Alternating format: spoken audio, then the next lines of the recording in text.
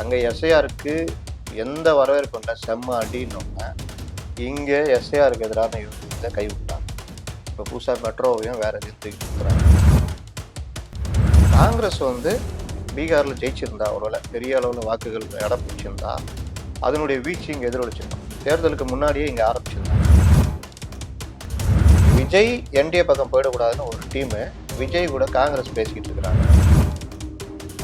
இப்போ விஜய் ரசிகர்கள் அப்படியே பஞ்சா விஜய்க்கு போட போறாங்க, அவங்க கட்சிக்கு போட போறாங்க. அப்ப டிஎம்கே கோர் ஓட்டு இங்க தெரியும். பல நேரம் பல தேர்தல்கள்ல பெரிய கட்சியை யூட்டன் போட்டதெல்லாம் பார்த்துருக்கோம்.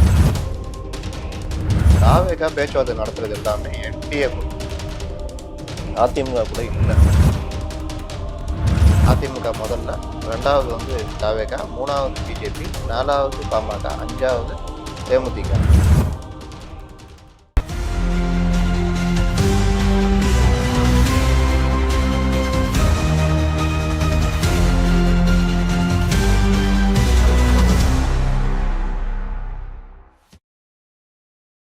செங்களம் நேயர்களுக்கு வணக்கம். நான் உங்கள் பிருந்தா சங்கர். இன்று நம்மோடு சிறப்பு விருந்தினராக இணைந்திருப்பது ஜெர்னலிஸ்ட் முத்தலிஃப் அவர்கள். வணக்கம் சார். வணக்கம். இப்ப பீகார்ல தேர்தல் நடந்து முடிந்து முடிவுகள் வெளியாயிருக்கு. என்டிஏ கூட்டணி மிகப்பெரிய வெற்றியை பெற்றிருக்கு. அதே தாக்கம் அந்த இது நம்மளுடைய தமிழ்நாட்டுல வருகின்ற 2026 சட்டமன்ற தேர்தலையும் எதிரொலிக்கும் அப்படின்னு சொல்லிட்டு பலரும் சொல்றாங்க.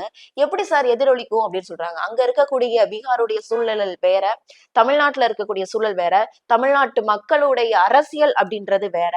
ஏன்னா புரிஞ்சு காலம் காலமா ஒரு சில கட்சிகளுக்கு ஓட்டு போட்டுக்கிட்டு இருக்க நிலையை நம்ம பாக்குறோம். எப்படி இதை மாறும் அப்படின்னு சொல்றாங்க சார்? அரசியல் சூழ்நிலையை நீங்க கட்சியோட பொருத்தி பார்க்காதீங்க. அரசியல் சூழ்நிலையோட தான் பொருத்தி பார்க்கணும். எஸ்ஐஆரை தூக்கிக்கிட்டு ஓட் ஷோர்னு சுத்தினாரு. அங்க அவர் சுத்தும் போதே இங்கேயும் எஸ்ஐஆர்னு சுத்தினாங்க. பார்லிமெண்ட்ல போய் பிரச்சாரம் பண்ணாங்க, எல்லாம் பண்ணாங்க. அங்க எஸ்ஐஆருக்கு எந்த வரவேற்பும் இல்லை, செம்ம அடின்னொன்னே இங்க எஸ்ஐஆருக்கு எதிரான இவர்கள் இதை கைவிட்டாங்க. இப்ப புதுசா மெட்ரோவையும் வேற எதையும் தூக்கி சுத்துறாங்க. எஸ்ஐஆர்ல இறங்கி வேலை செய்ய ஆரம்பிச்சிட்டாங்க. இது ஒரு பார்ட்டு. அப்ப எஸ்ஐஆர்ன்றது தேர்தலுக்கான ஒரு பிரச்சாரம் இல்லைன்ற முடிவுக்கு திமுக கூட்டணி கட்சிகள் வந்துட்டாங்க. ஆனாலும் அங்க ஒன்றும் பேசிக்கிட்டு இருக்கிறாங்க. ரெண்டாவது, பீகார்ல இருக்கிற ரெண்டு பெரிய கட்சிகள் காங்கிரஸ் அண்டு இது. பெரிய கட்சின்னா காங்கிரஸ் ஒரு கட்சி, தேசிய ஜனநாயக கூட்டணி பிஜேபி. பிஜேபி என்டிஏ கூட்டணி, இன்னைக்கு அதிமுகவோட என்டிஏ கூட்டணி. இங்க திமுகவோட காங்கிரஸ். காங்கிரஸ் பீகார்ல ஜெயிச்சிருந்தா, ஒருவேளை பெரிய அளவுல வாக்குகள் இடம் பிடிச்சிருந்தா, அதனுடைய வீழ்ச்சி இங்க எதிரொலிச்சிருந்தோம். தேர்தலுக்கு முன்னாடியே இங்க ஆரம்பிச்சிருந்தாங்க. நாங்கள் கூடுதல் தொகுதியில கேட்போம், ஆட்சியில் பங்கு கேட்போம், இந்த தடவை அப்படிலாம் கிடையாது, இப்படிலாம் கிடையாதுன்னு பெருசா கிளப்புனாங்க. இன்னொரு பக்கம் விஜய் என்டிஏ பக்கம் போயிடக்கூடாதுன்னு ஒரு டீமு விஜய் கூட காங்கிரஸ் பேசிக்கிட்டு இருக்கிறாங்கன்னு பேசினாங்க. இந்த எஸ்ஐஆரை கண்டுபிடிச்சாருல பிரவீன் சக்கரவர்த்தின்னு ஒருத்தர், இங்க எப்படி ஜான் ஆரோக்கியசாமி விஜய்க்கு முட்டு சந்து கூட்டு போறது, அந்த மாதிரி ராகுல முட்டு சந்து கூட்டு போனதுல அவருக்கு பெரும் பங்கு உண்டு. பிரவீன் சக்கரவர்த்தின்னு அவரு இங்க விஜய் கூட பேசினாரு. அப்புறம் அவர் தான் இந்த இதெல்லாம் தகவல்லாம் கிளப்பி விட்டாரு, விஜய் கூட காங்கிரஸ் போகுது அப்படின்னு வருது. இந்த தேர்தல் தோல்வி என்டிஏக்கு ஒரு உற்சாகத்தை கொடுத்துருக்கு. இந்த தேர்தல் முடிஞ்சவன தான் எங்க கவனம்லாம் தமிழ்நாட்டு பக்கம் திரும்பும்னு என்டிஏ தலைவர்களும் சொல்லியிருந்தாங்க. இப்போ அங்கே முடிஞ்ச பிறகு ஃப்ரெஷ்ஷாக இங்கே வராங்க. வெஸ்ட் பெங்கால் ஆல்ரெடி அவங்க ஸ்ட்ராங்காக இருக்கிறாங்க. இங்கே தான் அவர்கள் கவனம் செலுத்தணும். அப்போ நேற்று பிரதமர் கூட எடப்பாடி பழனிசாமிலாம் சில விஷயங்கள் பேசியிருக்காரு. கூட்டணி குறித்து, விஜய் கொண்டு வரது குறித்துலாம் பேசியிருக்காரு. அப்போ அது ஒரு பார்ட் வச்சுங்க. அப்போ என்டிஏ ஸ்ட்ராங்காக வெற்றியுடைய அந்த இதுல உற்சாகத்தோட இங்கே இறங்குறாங்க. இங்க காங்கிரஸ் ஆனா தெரியும், அந்த ஒரு படத்துல இவரு கவுண்டமணி கப்பல்ல வேலை இருக்குன்னு சொல்லுவாப்புல, யாரு, செந்தில். இவரு இங்க வீட்டு வேலைக்காரனா இருப்பாப்புல, நம்பியார் வீட்டுல. கப்பல்ல வேலைன்னு இவர் தோரணையே மாறிடும். நம்பியாரெல்லாம் போயா, உனக்கெல்லாம் நான் வேலை செய்யணுமா வீட்டு போயிடுவாப்புல. கப்பல்ல வேலைன்னா அன்னைக்கு போயிட்டு செந்தில்கிட்ட கேட்பாப்புல, கப்பல்ல என்ன வேலைன்னு. நான் கப்பல் நின்றுச்சுன்னா இறங்கி தள்ளணுண்ணே அப்படின்னுவான்.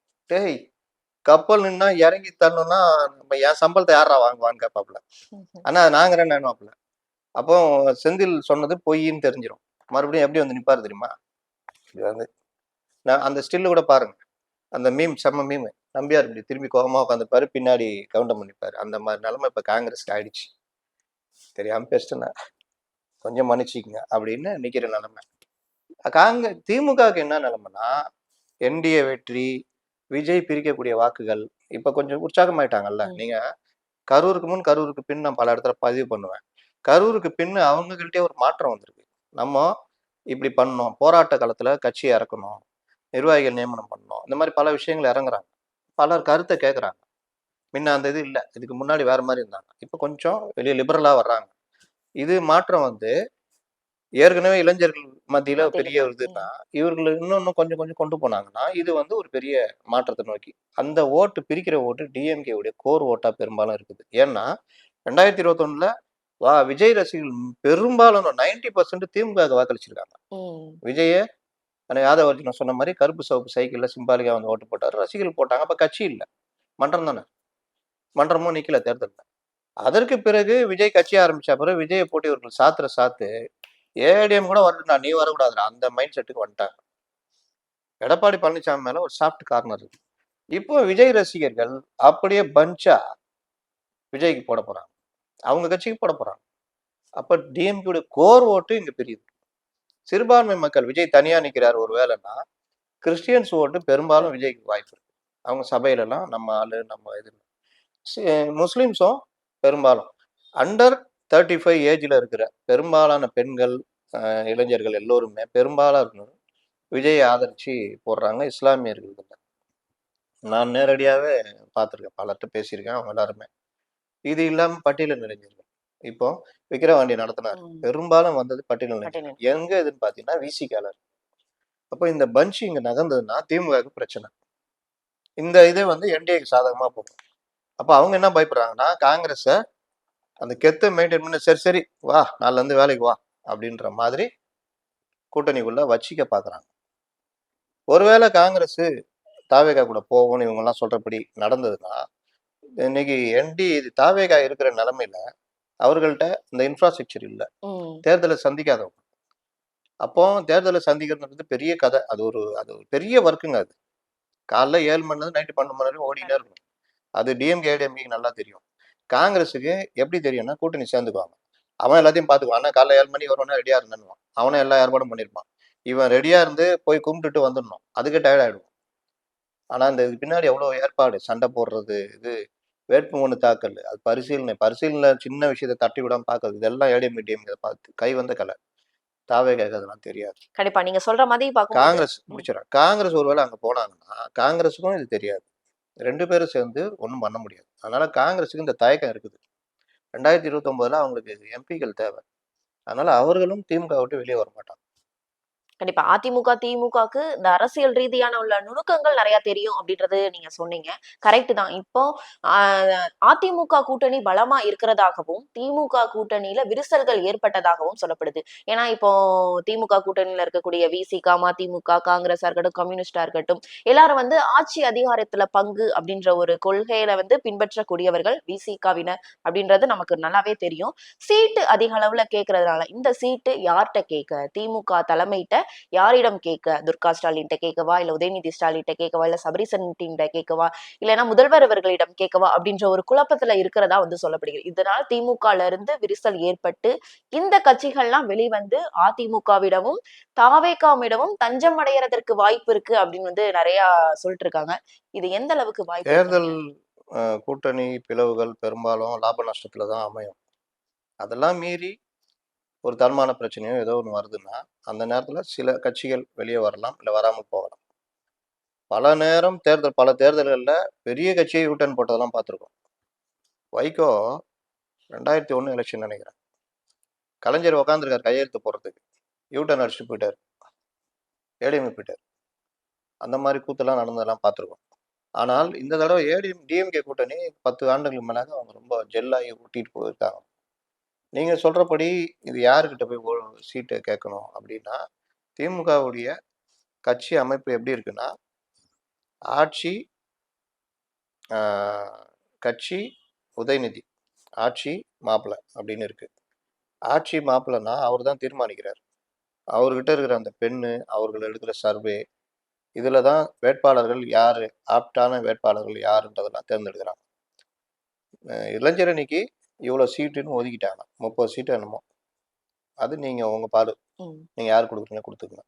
அதுல தொகுதி பிரச்சனைலாம் வரும், அது தனி, அந்த சண்டை தனியா நடக்கும்.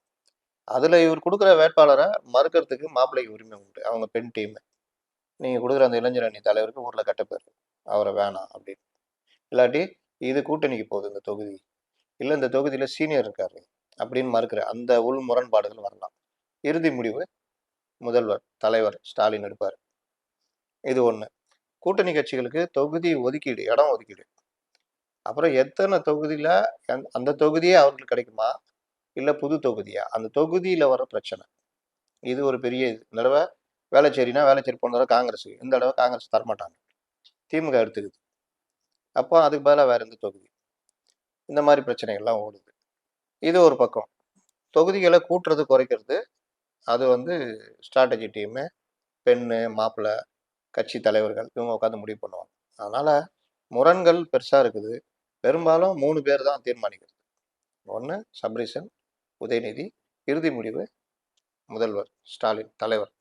ஆனா 2026 வந்து உதயநிதி அவர்களை முன்னிறுத்தி தான் தேர்தலை நகர்த்தணும் அப்படின்ற ஒரு முடிவுல தான் திமுக இருக்கிறாங்க அப்படின்றத நம்மளால அதான் புரிஞ்சுக்க கட்சி உதயநிதின்னு சொல்லிட்டாங்கல்ல, அதனால கட்சி தலைவராக முகமாக உதயநிதியை நகர்த்துவாங்க.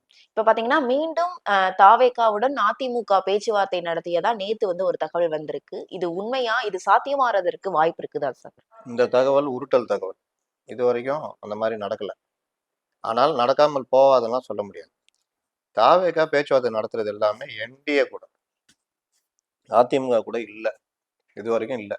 நாளைக்கும் பேச்சுவார்த்தை நடத்துறாங்கன்னா அது என்டிஏ கூட தான் நடக்கும்.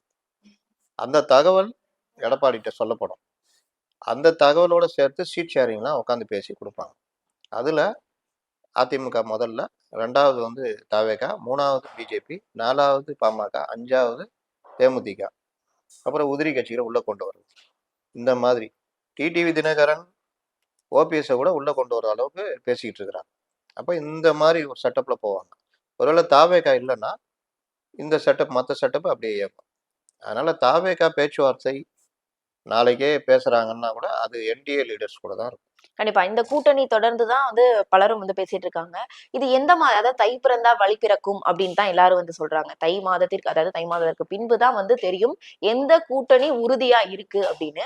அந்த கூட்டணிய அதாவது உறுதி ஆகுறதற்கு உண்டான வேலைப்பாடுகளை வந்து எடப்பாடி பழனிசாமி அவர்கள் செஞ்சுக்கிட்டு இருக்காங்களா அப்படின்னா செஞ்சுட்டு இருக்காங்க அப்படின்ற இதை வந்து சொல்றாங்க.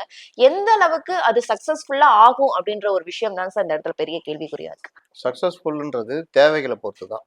இப்போ விஜய்க்கே நாளைக்கு புரியுது, நம்ம தனியா 234 தொகுதி ரொம்ப கஷ்டம், பிரச்சாரம் போகணும், பல பிரச்சனை இருக்குது. அதே நேரம் திமுக வீழ்த்தலைன்னா நம்ம கட்சியை அழிச்சிருவாங்க, நமக்கும் பெரிய இடையூறு கொடுப்பாங்க. அப்போ ஒன் ஸ்டெப் பேக்வேர்டு. நமக்கு ஆதரவான ஒரு டீம் இருக்குன்னா அதோட சேர்ந்து நின்னோன்னா 100% வெற்றி. அப்போ ஒரு 90% நம்ம ஜெயிச்சிடலாம் நிற்கிறதுல, எதிர்கட்சி தலைவராக கூட ஆயிடலாம். ஏன் அந்த வாய்ப்பை நம்ம மறுக்கணும் அப்படின்னு யோசிச்சாருன்னா கூட்டணி அங்கே மாறும். இல்லைங்க நம்ம தனியாக நின்று நம்ம 30-40 இடம் ஜெயிக்க முடியும், ஒருவேளை அவங்களுக்கு மெஜாரிட்டியே கிடைக்கலன்னா நம்ம வந்து டிசைடிங் ஃபேக்டராக மாறலாம் அப்படின்னு ஏதாவது ஒரு யோசனை இருந்தால் அது முடிவு நம்ம கையில் இல்லை. அந்த முடிவு எடுத்தாங்கன்னா தனியாக நிற்கலாம். இங்கே என்ன சண்டை ஆனாலும், சீட்டு கம்மியானாலும் பிரிஞ்சு போய் தாவேகா கூட சேர்றதுன்றது கிட்டத்தட்ட தற்கொலைக்கு சமானம் தெரியும் அவங்களுக்கு. அதையும் மீறி தன்மானம் முக்கியம், போனாலும் பரவாயில்ல போ அப்படின்னு போய் சேர்ந்தாங்கன்னா அதுவும் சொல்ல முடியாது. இப்போ பன்ருட்டி வேல்முருகன் இன்னும் சிலர் வந்து பாமக உள்ள வருது, இல்லை வேற ஏதோ பிரச்சனைன்னா ஒருவேளை என்டிஏ கூட்டணிக்கு போனாலும் போகலாம். இந்த மாதிரி பிஜேபியை காரணமாக வச்சு எதிர்த்து அரசியல் நடத்தின திமுக கூட்டணி தலைவர்கள், கூட்டணி கட்சிகள் பெரும்பாலும் என்டிஏ போறதுக்கு வாய்ப்பு கம்மி. கண்டிப்பா. இப்ப என்டிஏ கூட்டணிக்குள்ள டிடிவி தினகரன், சசிகலா அவர்கள் எல்லாம் இணைக்கிறதுக்கு உண்டான முயற்சிகள் நடக்குதுன்னு சொல்றீங்க.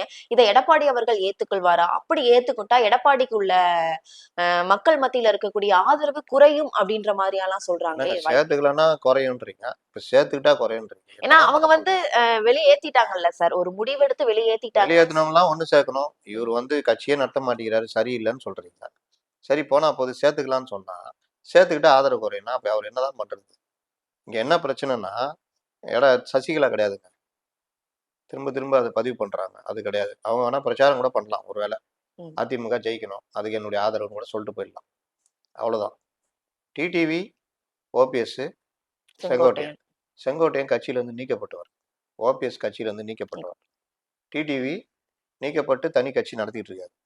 இப்போ இதுல வந்து நீங்க சிராக் பஸ்வான் வந்து பீகார்ல அவருக்கும் நிதிஷ்க்கும் ஆகவே ஆகாது. அவங்க 2 பேரையும் ஒன்றிணைச்சனால தான் பெருவெற்றி. அதில் பிஜேபி ஒர்க் பண்ணாங்க. அதே மாதிரி இங்க நீங்க எங்கள்ட்ட விட்டுருங்க அவங்கள. நாங்க எங்க தொகுதியில இருந்து பிரிச்சு கொடுத்துக்கிறோம். எங்களுக்கு ஒரு 35 சீட்டு கொடுங்க. அதில் 5 சீட்டு அவங்களுக்கு கொடுத்துக்கிறோம், 30 நாங்கள் நின்றுக்கிறோம். அந்த 5ல கூட அவங்களே தாமரையில நிக்க வைக்கணும். அப்போ பிஜேபிக்கு 2 லாபம். இங்க கண்டிப்பா ஒற்றுமைப்படுத்தி தென் மாவட்டங்களில் ஒரு வலிமையான இதுன்னு காமிக்கலாம். அதன் மூலம் ஓட்டு சதறாம பார்த்துக்கலாம். தாமரையில இவங்க நிக்க வைக்கிறாங்க, 5 சீட்டு எக்ஸ்ட்ரா கிடைக்கும். நாளைக்கு டிடிவியோ மற்றவர்களோ தாமரையை மீறி நடவடிக்கை எடுக்க முடியாது. ஏன்னா கொறடா உத்தரவு தான் பண்ணி ஆகும். இந்த மாதிரி ஒரு கல்ல 2 மாங்க அடிக்கலாம். அதற்கு எடப்பாடி சம்மதிக்க வைக்கணும். எடப்பாடி அதெல்லாம் வேணாங்க, என்ன எதிரா பேசினவங்க இவங்கெல்லாம் வந்து அப்படின்னு சொல்லணும் பண்ணாலும் பண்ணலாம். இல்லாட்டி அப்படியா சேர்த்துங்க, 5 சீட்டு தானே பண்ணிங்க. என்னை எதிர்த்த வாய்ப்பு என்ன முதலமைச்சர்னு பேச வைக்கும்ல, அதுக்கு நான் வெற்றி பெற்றதான்றோம் போகலாம். அதனால தேர்தல் தான் எதையும் தீர்மானிக்கும் நெருக்கத்துல. ஜனவரிக்கு மேல பல மாற்றங்கள் வரும். கண்டிப்பா தை பிறந்தா வழி பிறக்கும்ன்ற மாதிரி ஜனவரிக்கு மேல எப்படி கூட்டணி கட்சிகள் வந்து மாறுது அப்படின்றத பொறுத்து தான் பார்க்கணும். அரசியல் ரீதியா இருக்கக்கூடிய பல்வேறு விவரங்களை எங்களோட பகிர்ந்தமைக்கு நன்றி.